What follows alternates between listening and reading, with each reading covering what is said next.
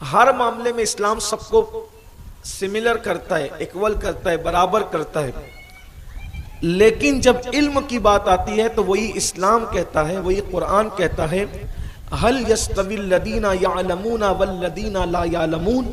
اے محبوب آپ فرما دیں کہ پڑھے لکھے اور ان پڑھ دونوں برابر نہیں ہو سکتے۔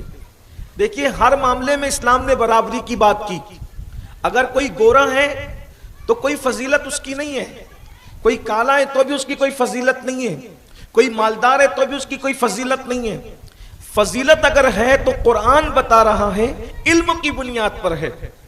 علم وہ عظیم سرمایہ ہے جس کی وجہ سے اسلام کہتا ہے کہ پڑھے لکھے اور ان پڑھ دونوں برابر نہیں ہو سکتے۔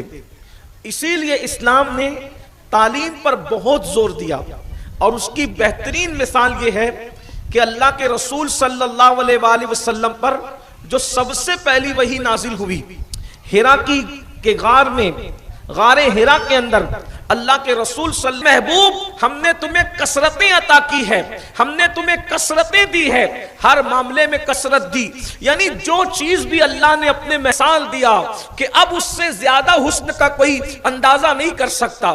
حسن محبوب کو کتنا دیا کہ حسن یوسف جو ہے اس حسن کو حیرت سے تکتا نظر آتا ہے۔ اللہ اکبر، یہ ان کے حسن کا عالم ہے، یہ ان کے جمال کا عالم ہے کہ ان جیسا حسن والا کوئی ہوا نہیں، یعنی اتنا حسن دے دیا کہ اب اس حسن میں مزید بڑھوتری کی یا زیادتی کی گنجائش گویا کہ ختم کر دی۔ اللہ اکبر، یعنی حسن کی انتہا عطا کر دی، حسن سب سے زیادہ عطا کیا، معجزات سب سے زیادہ عطا کیے، اسی طرح تقوی سب سے زیادہ عطا کیا، پرہیزگاری سب سے زیادہ عطا کیا، امت سب سے زیادہ عطا کیا، اولاد سب سے زیادہ عطا کیا، ساری چیزیں اللہ نے کثرت سے عطا کی۔ لیکن محبوب سے یہ نہیں کہا کہ محبوب جب دعا کریں تو یوں کہا کریں کہ اللہ میرے حسن میں اضافہ فرما، میری دولت میں اضافہ فرما، میرے مال میں اضافہ فرما، میری عمر میں اضافہ فرما، اولاد میں اضافہ فرما۔ یہ نہیں فرمایا، بلکہ کیا فرمایا؟ ربی زدنی علما۔ محبوب عرض کریں تو یوں عرض کریں کہ میرے علم میں اضافہ فرما۔ مطلب یہ کہ اگر اللہ کے نزدیک علم سے زیادہ کوئی چیز اہم ہوتی تو اللہ اپنے محبوب سے فرماتا کہ محبوب آپ یہ چیز طلب کریں۔ بن مانگے تو محبوب کو ہر نعمت عطا کی اور بہت بڑی تعداد میں عطا کی، مگر اللہ اکبر علم اتنا دیا کہ عالم ما کان وما یکون بنا دیا۔ عالم ما کان وما یکون کا مطلب ہوتا ہے جو کچھ ہو چکا اور جو کچھ ہونے والا ہے وہ سب اللہ نے اپنے محبوب کو عطا کیا۔ اس کے بعد بھی فرمایا کہ آپ علم طلب کیا کریں، علم میں بڑھوتری طلب کیا کریں۔ یہ علم کی بات ہے۔ اس سے پتا چلا کہ علم وہ بغیر کنارے کا سمندر ہے کہ جس کا کوئی کنارہ نہیں ہے۔ علم جتنا حاصل کیا جائے اتنا ہی انسان کو اپنی کم علمی کا احساس جگتا ہے۔ اور یاد رکھنا، دنیا کے اندر انسان اگر ترقی کر سکتا ہے، دنیا کے اندر انسان اگر عروج پا سکتا ہے، دنیا کے اندر انسان اگر دنیا کی دوسری قوموں کو اپنے قدموں میں جھکا سکتا ہے تو وہ صرف علم کی وجہ سے، تعلیم کی وجہ سے، ایجوکیشن کی وجہ سے۔ کیا آپ نہیں جانتے ہندوستان میں ایک قوم ایسی ہے جس قوم کو راستہ چلنے کی اجازت نہ تھی؟ جب وہ قوم راستہ چلتی تھی تو پیچھے اس کو گونی باندھنی پڑتی تھی، ٹانٹ باندھنا پڑتا تھا، اور اپنے قدم کے نشان بھی مٹانے پڑتے تھے۔ وہ کسی پنگٹ سے پانی نہیں لے سکتے تھے، وہ کسی کنویں سے پانی نہیں بھر سکتے تھے، وہ لوگوں کی عبادت گاہوں میں جا کر کے جو وہ عبادت نہیں کر سکتے تھے۔ ایسی زندگی وہ گزار رہے تھے۔ ان میں ایک شخص پیدا ہوا، اس نے تعلیم کا نعرہ لگایا، اور وہ قوم جب تعلیم کی طرف آئی تو ان کے دن ایسے پلٹ گئے کہ جن کو کنووں سے پانی بھرنے کی اجازت نہیں تھی آج وہ بڑے بڑے وزیروں کے کاندھے سے کاندھا لگا کر بیٹھ رہے ہیں۔ وجہ صرف علم ہے، ایجوکیشن ہے، تعلیم ہے۔ آپ مجھے بتائیں جس قوم کے پاس قرآن جیسی کتاب نہ ہو، اگر وہ قوم تعلیم حاصل کر لے تو وہ وزیروں کے کندھے سے کندھا لگا کے بیٹھ سکتے ہیں۔ وہ قوم مسلم جس کے پاس قرآن جیسی مقدس کتاب موجود ہو اور محمد الرسول اللہ جیسا قائد موجود ہو، اگر ہم علم اور تعلیم کی طرف پیش رفت کریں گے تو ہم کتنی ترقی حاصل کریں گے، ہم کتنا عروج حاصل کریں گے۔ ایک بات میں آپ سے عرض کرنا چاہتا ہوں، آج مسلمانوں کی توجہ تعلیم کی طرف کبھی بھی نوکری کے لیے حاصل نہیں کرتے۔ ہم ایجوکیشن اس لیے حاصل کرتے ہیں کہ ہمیں ایک اچھا انسان بننا ہے، ہماری فکر اچھی ہو، ہماری سوچ اچھی ہو، ہمارے خیالات اچھے ہوں، ہمارے جذبات اچھے ہوں۔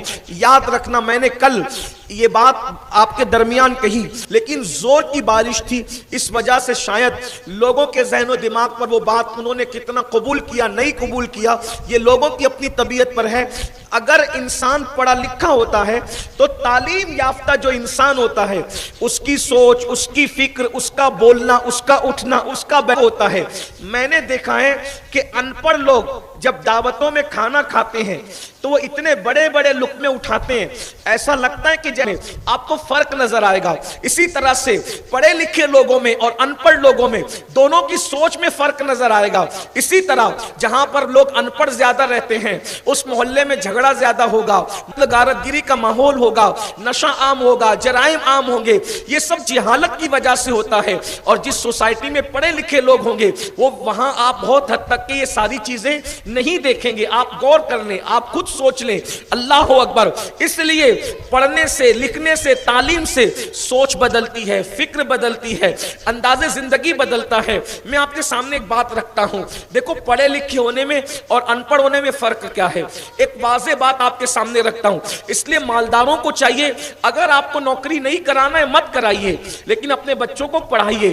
کم سے کم ہمارا بچہ گریجویٹ تو ہونا چاہیے۔ ہاں مالیگاؤں والوں، ہر فرد یہ طے کر کے اٹھے یہاں سے، چھوٹا بڑا، جو باپ بن چکے ہیں وہ بھی، جو باپ بننے والے ہیں وہ بھی، جو ماں بن چکی ہے وہ بھی، جو مائیں بننے والی ہے وہ بھی، یہ طے کر لینا ہے ہمارے گھر میں کوئی بھی جو ہے وہ ایسا بندہ نہیں ہوگا۔ کم سے کم ہمارے گھر کی تعلیم انشاءاللہ آج کے بعد ہر بچہ بچی گریجویٹ ہونا ضروری ہے۔ اس کے لیے ہمیں برتن دھلنے پڑے دھوئیں گے، ہمیں محنت کرنی پڑے کریں گے، ہمیں مزدوری کرنا پڑے کریں گے، آدھی روٹی کھانا پڑے کھائیں گے، فاقہ کرنا پڑے کریں گے۔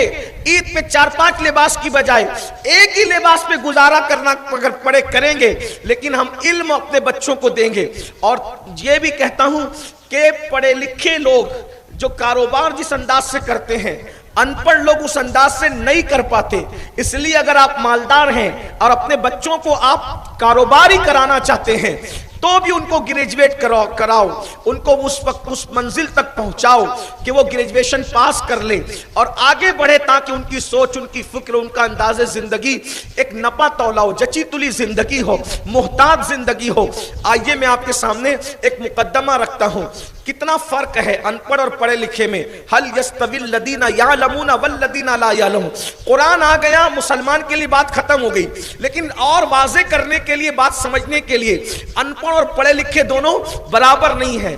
مغل خاندان میں 2 بادشاہ ہیں، بادشاہ تو کئی ہیں، وہ کئی بادشاہ گزرے، لیکن سمجھ لیجئے کہ تیمور سے لے کر بہادر شاہ ظفر تک سمجھیے، بادشاہوں کا ایک اپنا دور ہے۔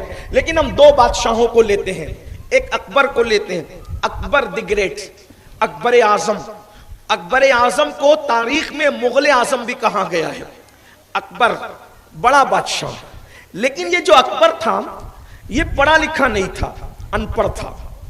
غور کرنا، بادشاہ کے گھر میں پیدا ہوا لیکن اس کی تعلیم کا انتظام نہ ہو سکا۔ یہ فکر ہے لوگوں کی۔ اب یہ تھا ان پڑھ، ان پڑھ کا دماغ دیکھو کتنا کام کرتا ہے۔ ساری گندگی کی جڑ جہالت ہے، اس لیے کہ جہالت اندھیرا ہے، تاریکی ہے، اور علم نور ہے۔ اور پھر علم، کوئی علم ہو وہ شعور پیدا کرتا ہے، سوچ پیدا کرتا ہے، بچار پیدا کرتا ہے۔ اکبر ان پڑھ تھا، ابتدائی جوانی میں اتنا نیک تھا کہ لوگوں کے مسجد پہنچنے سے پہلے یہ مٹی کے ڈھیلے جو لوگ جس سے استنجا کرتے تھے وہ استنجا کے ڈھیلے دھو کے سکھاتا تھا۔ اتنا نیک تھا۔ اوپر بیٹھ جائے، بہت نیک تھا۔ آپ غور کریں، بادشاہ کا بیٹا ہو کر جو مٹی کے استنجا کے ڈھیلے دھو کے سکھاتا ہوگا اس کی فکر کیا ہوگا۔ آج تو کوئی محلے کا اگر 12 لوم کا کھاتا بھی جس کا چلتا ہو لوم کا، وہ بھی مسجد کے اندر اگر تنکا وغیرہ دیکھ لے تو خود نہیں اٹھائے گا، وہ لے گا بنگیا کے ملا۔ یہ حال ہے نا، مسجد کی صفائی کس کا کام ہے؟ بانگی بھی نہیں کہتے، مؤذن بھی نہیں کہتے، بانگی کہتے ہیں، اور پھر اس کو مزید بنگیا کہتے ہیں۔ یہ حال ہنسنے کی بات نہیں ہے، حالانکہ حدیث پاک کا مفہوم ہے کہ جو مسجد سے کچرا نکال کر باہر کر دے، اللہ اس کی قبر کا اندھیرا دور کر دیتا ہے۔ اگر قبر کی روشنی چاہتے ہو تو مسجد کا کچرا صاف کیا کرو، مسجد صاف، لیکن مزاج نہیں ہے۔ اور پہلی بات تو مسجد وہ صاف کرے گا جو مسجد میں آئے گا، جو ہفتہ ہفتہ بھر مسجد آتے ہیں انہوں نے کیا صاف کرنا ہے مسجد؟ عجیب حال ہے۔ اور جو ہفتے میں ایک بار آتے ہیں وہ بھی خطبے کے ٹائم آتے ہیں، ان کو پتہ ہی نہیں کہ کچرا کہاں ہے کہ نہیں ہے، وہ خود گناہوں کے اتنے کچرے میں ڈوبے ہوئے ہیں انہیں شعور ہی نہیں ہے۔ وہ تو 2 رکعت کے مسلمان ہیں، جمعہ کی 2 رکعت پڑھ لو مسلمان رہنے کے لیے، اگر جمعہ نہیں پڑھیں گے تو مسلمان نہیں رہ جائیں گے، اس لیے مسلمانوں میں نام رکھنے کے لیے کہ ہم مسلمان ہیں 2 رکعت پڑھ لو، اور اس کے بعد گئے گھسے خطبے کے اختتام پہ جیسے تیسے منہ پہ چھپا چھپ پانی مارا، 2 رکعت پڑھے اور دعا ہوئی نہیں ہوئی ایسے بھاگے، ایسا لگا کہ جیسے کوئی ان کے سر پہ ڈنڈے مار۔ یہ حال، یعنی جس قوم کا مسجد میں دل نہیں لگتا وہ قوم کا حال کیا ہو۔ فلم دیکھنے جائیں گے تو 1-1 گھنٹہ نمبر لگائیں گے واٹس ایپ، اور یہ بات یاد رکھنا جن کے ایمان کمزور ہو جاتے ہیں ان کا دل مسجد میں نہیں لگتا۔ جب مسجد سے دل بیزار ہو جائے تو سمجھ لینا کہیں ایمان تو کمزور نہیں ہو گیا۔ جس کو مسجد میں سکون نہیں ملتا پھر وہ جنت میں دیکھ جانے کا خواب چھوڑ